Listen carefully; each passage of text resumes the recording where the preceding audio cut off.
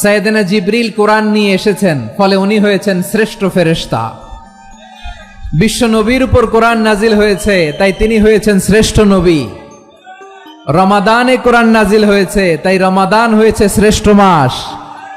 কদরের রাতে কোরআন নাজিল হয়েছে, তাই কদর হয়েছে শ্রেষ্ঠ রাত।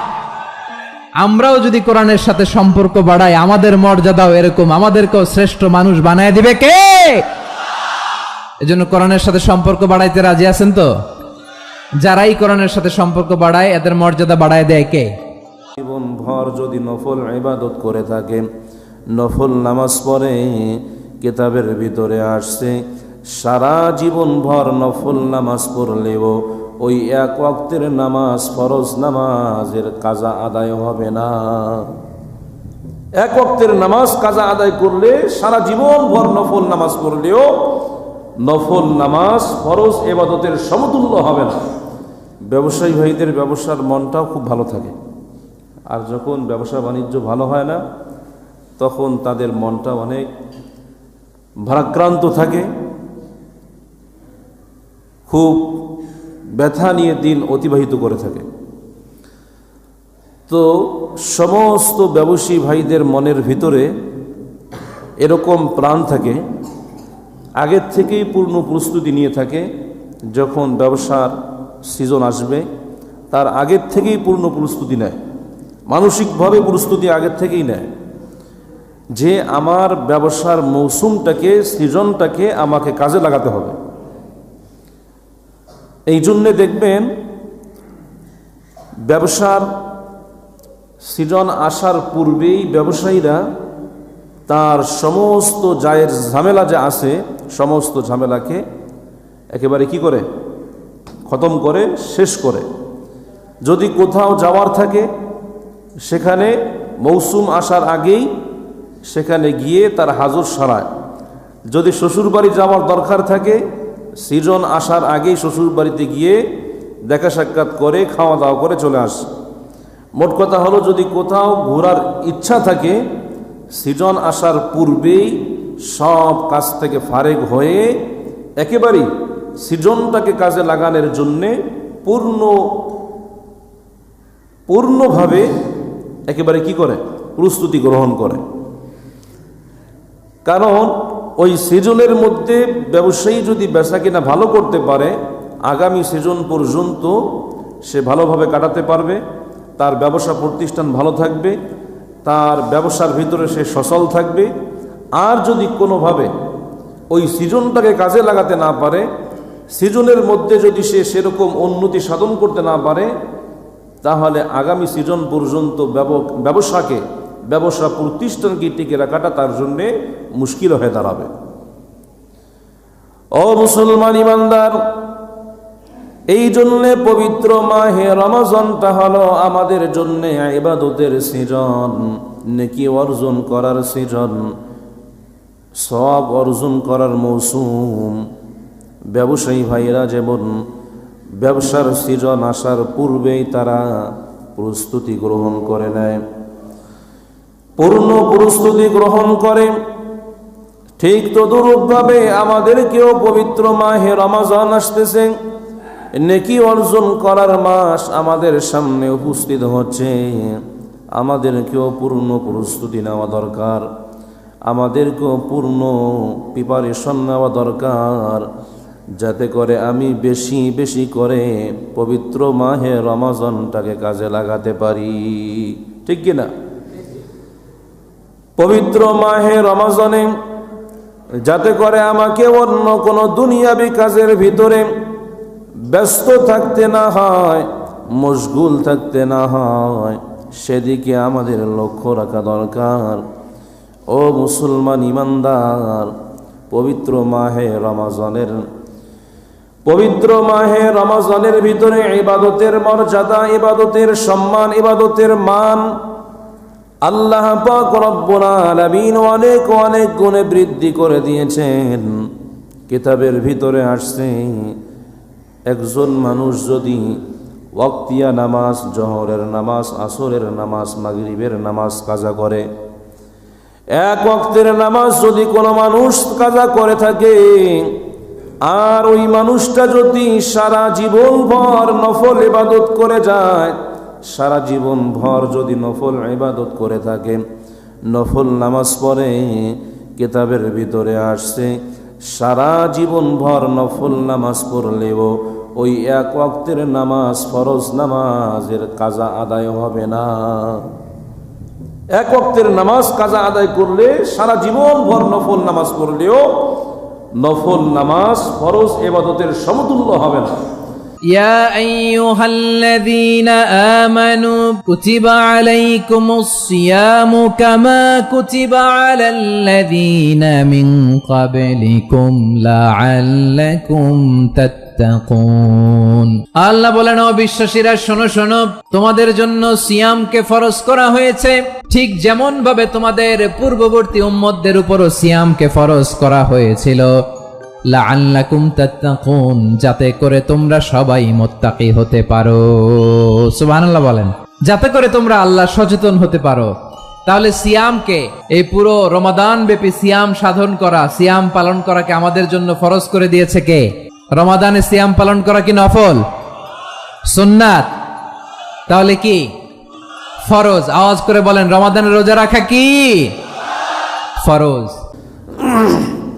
ও মুসলমান ইমানদার, কিন্তু আল্লাহ পাক রব্বুল আলামিন এই পবিত্র মাহে রমজানের ফজিলত বর্ণনা করেন। পয়গম্বর হাদিস শরীফের ভিতরে এই পবিত্র মাহে রমজানের গুরুত্ব এবং ফজিলত বুঝাইতে গিয়া বলেন, ও আমার উম্মতের বান্দা বান্দিরা, এই পবিত্র মাহে রমজানে একটা নফল ইবাদত, একটা নফল নামাজ, নফল ইবাদতটাকে আল্লাহ পাক রব্বুল আলামিন একটা ফরজের সমতুল্য বানাই দিবেন। তার মানে পবিত্র মাহে রমজানে একটা নফল ইবাদত করলে, একটা নফল কাজ করলে, নফল আমল করলে আল্লাহ তাআলা ও তার আমল নামার ভিতরে ফরজের সমতুল্য সওয়াব দান করবেন। এটা শুধুমাত্র পবিত্র মাহে রমজানের বৈশিষ্ট্য। পবিত্র মাহে রমজানের একটা বৈশিষ্ট্য, পবিত্র মাহে রমজান ছাড়া অন্য কোনো মাস এমন ফজিলত আল্লাহ তাআলা রাসূল করিম সাল্লাল্লাহু আলাইহি ওয়াসাল্লাম বর্ণনা করেন নাই। এই জন্য এই পবিত্র মাহে রমজানটাকে আমাদের কাজে লাগানো দরকার। পবিত্র মাসে আগমন করার পূর্বে এই জন্য পয়গম্বর আমাদেরকে একটা পদ্ধতি, আমাদের একটা দোয়া শিখিয়ে গেছেন, আল্লাহুম্মা বারিক লানা ফি রজব ওয়া শাবান ওয়া বাল্লিগনা রমাদান। পয়গম্বর বলেন, রমজান মাসের আসার পূর্বে দুইটা মাস, রজব এবং শাবান মাস, এই দুই মাসের ভিতরে তোমরা ভালো করে তোমাদের যা কিছু চাহাত এবং চাহিদা রয়েছে সবগুলি তোমরা এই 2 মাসের ভিতরে অর্জন করে নিবে। দুনিয়াবি হোক আর যাই হোক, সব কিছুকে এই 2 মাসের ভিতরে আমাদেরকে সংগ্রহ করতে হবে। পবিত্র মাহে রমজানে যেন আমাদের কোনো ব্যাঘাত সৃষ্টি না হয়। পবিত্র মাহে রমজানে যেন আমরা আল্লাহ তাআলার সুন্দরভাবে ইবাদত আঞ্জাম দিতে পারি। কারণ এই পবিত্র মাস যদি অতিবাহিত হয়ে যায়, পবিত্র মাসটা যদি চলে যায়, পবিত্র মাসটা যদি বিদায় হয়ে চলে যায়, তাহলে সামনের পবিত্র মাহে রমজান আমরা পাবো কিনা এর কোনো গ্যারান্টি আর নিশ্চয়তা আমরা কেউ দিতে পারবো না, কেউ দিতে পারবো না। এই জন্যে পবিত্র মাহে রমজানটাকে আমাদের কাজে লাগানো হবে, কাজে লাগাতে হবে। পবিত্র মাহে রমজানে, রমজান মাসে যদি আল্লাহর কোনো বান্দার বান্দি যদি একটা ফরজ ইবাদত করে, আল্লাহ তাআলা তার আমল নামার ভিতরে ৭০টা ফরজ ইবাদতের সমতুল্য সওয়াব দান করবেন। একটা ফরজ ইবাদত করলে ৭০টা ফরজের সমতুল্য সওয়াব আল্লাহ তাআলা দান করবেন। ও মুসলমান ইমানদার, কিন্তু এই পবিত্র মাহে রমজান পাওয়ার পরে অনেক মানুষ বিভিন্ন ধরনের অজুহাত পেশ করে।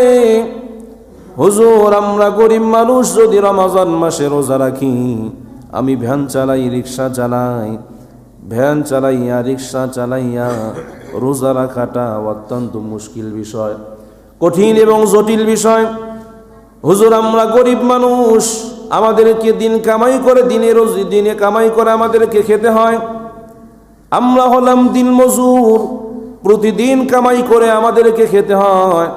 আমাদের কোনো সম্বল নাই, আমাদের কোনো এইরকমভাবে আমরা উপার্জিত কোনো সম্পদ আমাদের গুচ্ছিত নাই, যেগুলি ভোগ করে আমরা পবিত্র মাহে রমজান কাটাবো। ও মুসলমান ইমানদার, এই জন্যে তো পয়গম্বর বলেন, রজব মাসে আর শাবান মাসে তোমরা তোমাদের সব চাহিদাকে মিটাবে। যদি একটু বেশি উপার্জনের দরকার হয়, রজব এবং শাবান মাসে একটু বেশি মেহনত করে, একটু পরিশ্রম দিয়া, বেশি পরিমাণে উপার্জন করিয়া পবিত্র মাহে রমজানের জন্যে তোমরা ইবাদতের জন্যে, ইবাদতের মাধ্যমে পবিত্র রমজান মাসটাকে কাটাবে। ও মুসলমান ইমানদার, এই পবিত্র মাহে রমজানে আসলে অনেক ব্যবসায়ী ভাইরা অনেক অজুহাত পেশ করে। হুজুর, ব্যবসা প্রতিষ্ঠানে থাকতে হয়, ব্যবসা প্রতিষ্ঠানের কাজ আঞ্জাম দিতে হয়, এই জন্যে রোজা রাখতে পারি না।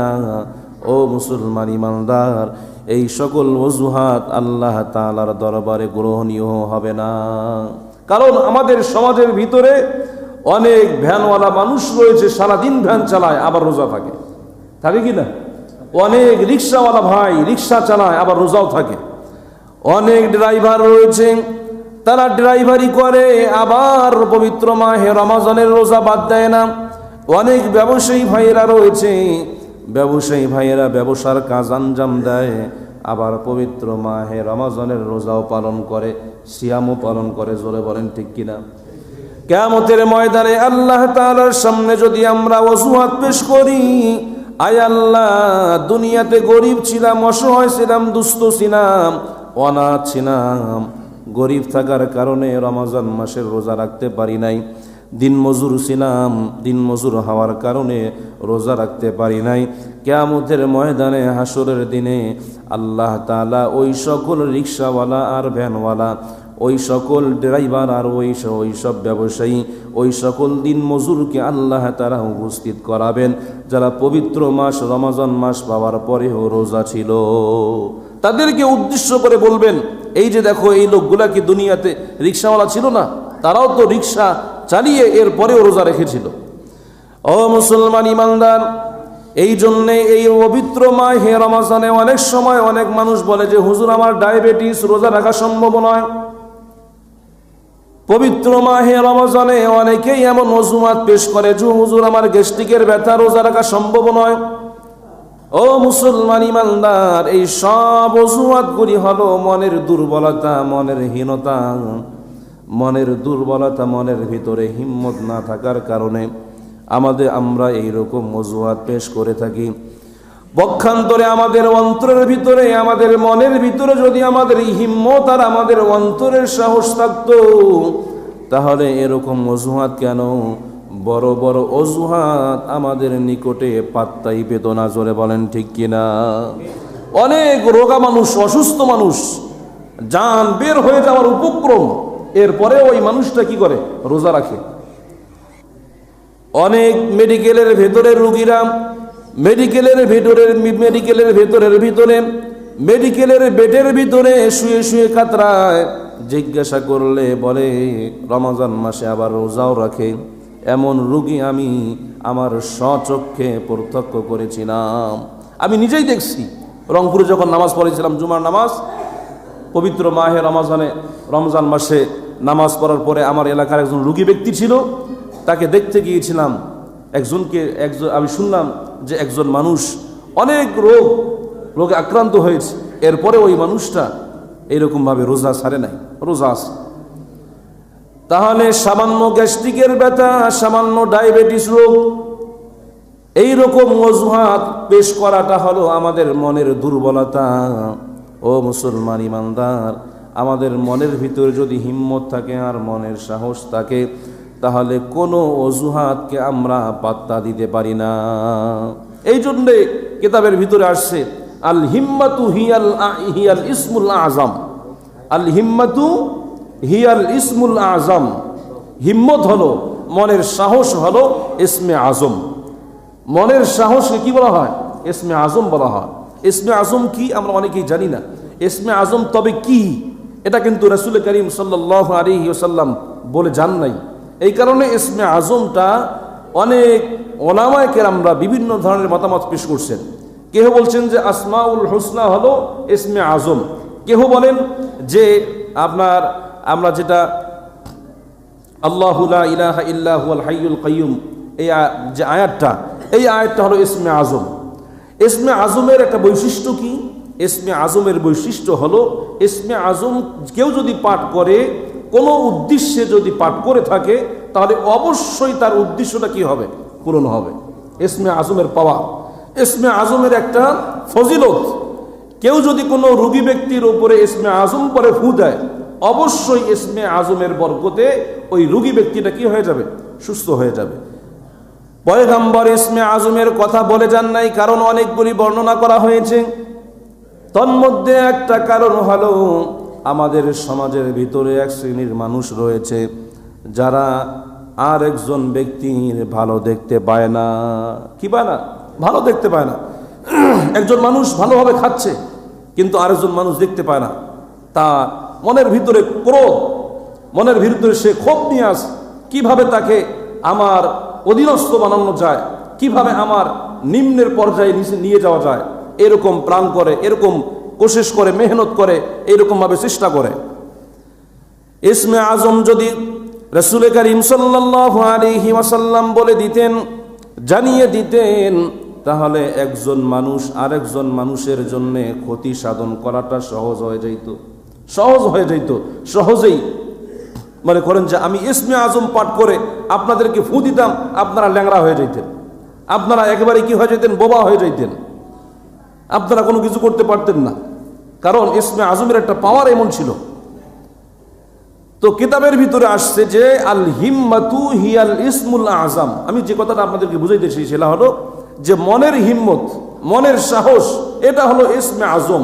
তার মানে হলো ইসমে আজমের মাধ্যমে যেমন সবকিছু করা সম্ভব, ঠিক তদরূপভাবে মনের হিম্মতের দ্বারা সবকিছু করা সম্ভব। সবকিছু করাই সম্ভব মনের হিম্মতের দ্বারা। মনের হিম্মত যদি থাকে, একটা কঠিন কাজও কি হয়ে যায়? সহজ হয়ে যায়। আর মনের হিম্মত যদি না থাকে, তাহলে সহজ কাজ করাও অনেক সময় কি হয়? মুশকিল হয়ে যায়। এই জন্য পবিত্র মাহে রমজানে আমাদেরকে 14 ঘন্টা থেকে 15 ঘন্টা কিংবা 13 ঘন্টা না খেয়ে থাকতে হয়। না খেয়ে থাকাটা আমাদের জন্য অনেক সময় মুশকিল হয়ে দাঁড়ায়, কারণ দৈনন্দিন আমরা খাই কমপক্ষে 2 বার থেকে 3 বার। 3 বার খাওয়া আমরা অভ্যস্ত, 2 বার খাওয়া আমরা অভ্যস্ত। এই 3 বার বাদ দিয়ে আবার সারা দিন পর্যন্ত না খেয়ে থাকাটা, এটা আমাদের নিকটে একটা কি হয়? মুশকিল হয়, একটা জটিল একটা রূপ নেয়। কিন্তু আমরা যদি আমাদের মনের হিম্মত থাকে, এই মনের হিম্মত থাকলে এই কঠিন আর জটিল কাজটা আমাদের জন্য কি হয়ে যাবে? সহজ হয়ে যাবে। সম্মানিত, শুধু এই জন্যে পবিত্র মাহে রমজানকে সামনে রেখে এমন অজুহাত পেশ করা, হুজুর আমি রিক্সা চালাই, হুজুর আমি ভ্যান চালাই, হুজুর আমি ব্যবসা করি, হুজুর আমি অফিস আদালত করি, অনেক ভেজাল, সন্তানদের ভেজাল, এইরকমভাবে আমি আপনার শিক্ষা প্রতিষ্ঠান চালাই, সেখানে আমাকে স্টাডি করতে হয়, আমাকে শিক্ষা দিতে হয়, অনেক কিছু অজুহাত আমরা পেশ করে থাকি। সম্মানিত, শুধু মনের হিম্মত যদি থাকে, তাহলে এই সব ভেজাল কোনো ভেজালেই হবে না, কোনো জটিলতা আমাদের সামনে কি হবে না? দাঁড় হবে না। এই জন্যে আমাদের কি করতে হবে? মনের হিম্মত রাখতে হবে, মনের সাহস রাখতে হবে। আমি রোজা রাখবই, আমার জান যদি বেরো হয়ে যায়, এরপরে আমি রোজা রাখবো। আমি ডায়াবেটিস রোগী, হতে পারে আল্লাহ তাআলা এই রোজার বিনিময়ে আমার ডায়াবেটিস রোগ থেকে আল্লাহ তাআলা আমাকে শেফা দান করবে। আমার ভিতরে গ্যাস্ট্রিক রয়েছে, আমি রোজা রাখবই। আমার গ্যাস্ট্রিকের কারণে যদি আমার জানটা বেরো হয়ে যাক, এরপরে আমি রোজা রাখবো। মনের হিম্মত করেন, তাহলে অবশ্যই আপনার জন্য রোজা রাখা কি হয়ে যাবে? সহজ হয়ে যাবে। আর মনের হিম্মত যদি না থাকে, তাহলে সকালবেলায় উঠে বলবেন, ওরে বাপরে বাপ, এখনো 14 ঘন্টা, এখনো 13 ঘন্টা আছে, এই 13 ঘন্টা কেমনে না খেয়ে থাকা যায়? এটা তো অসম্ভব। এই যে মনের দুর্বলতা, এমন যদি মনের দুর্বলতা, আমরা যখন ছোটবেলায় ছিলাম তখন কিন্তু আমাদের ভিতরে এরকম একটা মনের দুর্বলতা ছিল। আমরা সকালবেলায়, আমরা রাত্রিবেলায় সাহারি খাইতাম, সাহারি খাওয়ার পরে সকালবেলা যখন ঘুম থেকে উঠতাম, তখন তো ছোট ছিলাম, ফজর নামাজ পড়তাম না। এরপরে যখন আবার সকালবেলা ঘুম থেকে জাগতাম, ঘুম থেকে জাগ্রত হওয়ার পরে আবার তখন মনে মনে ভাবতাম ওরে বাপরে বাপ, এখন দুপুর আসছে, বিকাল আসছে, এরপরে সন্ধ্যা হবে, মাগরিবের আজান দিবে, তারপরে কি হবে, ইফতার করবে, এতক্ষণ পর্যন্ত কি থাকা যায়? তখন আমরা কি করতাম, চুপ করে যে ভাত খাই ফেলতাম সকালবেলা। তার মানে কি ওই সকালবেলায় আমাদের মনের হিম্মত থাকে না। ঠিক তদ্রূপভাবে ওই সকালবেলার পরিবেশ, আমরা যখন ওই পরিবেশে থাকতে থাকতে থাকতে বড় হয়ে গেছি, তখন আমাদের মনের হিম্মত কি হয়ে গেছে, একেবারেই নস্বাত হয়ে গেছে, নষ্ট হয়ে গেছে। এই জন্য সম্মানিত শুধু আমি আপনাদের নিকটে যে কথাটা মানে সংক্ষিপ্তভাবে, আমি গতকালকে আমার 2টা প্রোগ্রাম ছিল, একটা সৈয়দপুরে ছিল, একটা এলাকায় ছিল। 2টা প্রোগ্রাম করার কারণে আমার গলার অবস্থা একেবারেই শেষ, খুবই আমি একটা টায়ার্ড, একটা ক্লান্ত অনুভব করতেছি। আমি চাইছিলাম যে আজকে সেরকম বয়ান করব না। তো সামনে পবিত্র মাহে রমাজান আসতেছে। এই পবিত্র মাহে রমাজানে অত্র মসজিদে ইফতারের ব্যবস্থাপনা করা হয়। রাসূল করিম সাল্লাল্লাহু আলাইহি ওয়াসাল্লাম বলেন, যদি কোনো মানুষ একজন রোজাদারকে ইফতার খাওয়ায়, তাহলে আল্লাহ পাক রব্বুল আলামিন তার এই রোজাদার ব্যক্তিকে ইফতার করানোর মাধ্যমে, ইফতার করানোটাকে আল্লাহ তাআলা তার মাগফিরাতের এবং ক্ষমার ওসিলা হিসাবে আল্লাহ তাআলা করে দেন। তার মানে হলো, একজন রোজাদার ব্যক্তিকে আপনি যদি আপনার ইফতার করাই, তাহলে আল্লাহ তাআলা যে ব্যক্তি ইফতার খাওয়াবে, আল্লাহ তাআলা তার জীবনের গুনাহগুলি ক্ষমা করে দিবেন। এবং রোজাদার ব্যক্তি রোজা রাখার কারণে যে পরিমাণ সওয়াব অর্জন করবে, তার সমপরিমাণ সওয়াব আল্লাহ তাআলা ওই ইফতার খিলানেওয়ালা ব্যক্তির আমলনামার ভিতরে দান করবেন। পয়গম্বর বলছেন যে ওই রোজাদার ব্যক্তির সওয়াব থেকে যে মাইনাস করে কেটে এই ব্যক্তিকে দেওয়া হবে, এমনটি নয়, বরং আল্লাহ তাআলা তার পার্সোনাল ব্যক্তিগত খাজানার থেকে, পুঁজির থেকে আল্লাহ তাআলা তার আমলনামার ভিতরে তার রোজার সমপরিমাণ, রোজাদার ব্যক্তির সমপরিমাণ সওয়াব আল্লাহ তাআলা দান করবেন। বিন্দু পরিমাণও রোজাদার ব্যক্তির সওয়াব কি করা হবে না, হ্রাস করা হবে না, কমানো হবে না। তো সম্মানিত শুধু রোজাদার ব্যক্তিকে ইফতার খাওয়ানো, এই হাদিস যখন পয়গম্বর বলছেন, তখন সাহাবায়ে কেরামরা আরজ করলেন যে ইয়া রাসূলুল্লাহ, আমরা তো সেই রকম সামর্থ্যবান ব্যক্তি নই, আমরা একজন রোজাদারকে তৃপ্তিমত খাওয়াবো এমন এবিলিটি, এমন সামর্থ্য তো আমাদের ভিতরে নাই। ইয়া রাসূলুল্লাহ, তাহলে আমাদের কি করণীয়? পয়গম্বর বলছেন যে হ্যাঁ আমার সাহাবীরা, তোমাদেরকে পর্যাপ্ত পরিমাণ যে ইফতার তাকে খাওয়াতে হবে, তৃপ্তি সহকারে তাকে খাওয়াতে হবে, বিষয়টি এমন নয়, বরং এক লোকমা পানি দিয়ে হলেও তুমি তাকে কি করতে পারো, ইফতার খাওয়াতে পারো। অতএব পবিত্র মাহে রমাজানকে সামনে রেখে এই মসজিদে, অত্র মসজিদে ইফতার পার্টি করা হয় বা ইফতার দেওয়া হয়। আমি সেই দিন আসছিলাম, শুনছিলাম যে আপনার ওই যে কি নাম, খুরশেদ ভাই, উনি প্রথম 10 দিন উনি খাওয়াবেন, উনি বলছেন, আমার সঙ্গে দেখা হয়েছিল, উনি বলছেন যে হুজুর, আপনি গত জুমায় বলছিলেন, আমি করছি, আমি কমিটিকেও বলছি, প্রথম 10 দিন খুরশেদ ভাই, ব্যবসায়ী ভাই, উনি প্রথম 10 দিন খাওয়াবেন। তাহলে 10 দিন যদি খাওয়ায়, তাহলে আর কয় দিন থাকে, আর 20 দিন থাকে। এই 20 দিনের জন্যে 20 জন ব্যক্তি দরকার, যারা ইফতার খাওয়াবেন, মসজিদে যারা থাকবেন, মসজিদের ইমাম সাহেব, খতিব সাহেব, তারপরে মসজিদের তারাবির নামাজের ইমাম এবং অন্যান্য ব্যক্তিরা যারা আসবেন, তারা খাবেন, আপনার ইফতারের মাধ্যমে তারা রোজা খুলবেন। তো আপনারা যদি চান, তাহলে 20 জন ব্যক্তি আপনারা নাম লেখাতে পারেন, নামটা লেখাই দেন ইনশাআল্লাহ। আল্লাহ পাক রব্বুল আলামিন বরকত দান করবেন। নামগুলো লিখে দেন, তাহলে আসুন আমরা ভেবে নেই, হতে পারে this Ramadan could be the last and final Ramadan in our life. হতে পারে এই রমাদানই হতে পারে আমার জীবনের শেষ রমাদান, ঠিক কিনা বলেন? তাই আসুন আমরা আল্লাহর কাছে দোয়া করি, আল্লাহুম্মা বাল্লিগনা রমাদান, আল্লাহ তুমি রমাদান পর্যন্ত আমাদেরকে পৌঁছে দাও। আওয়াজ করে পড়েন আমিন।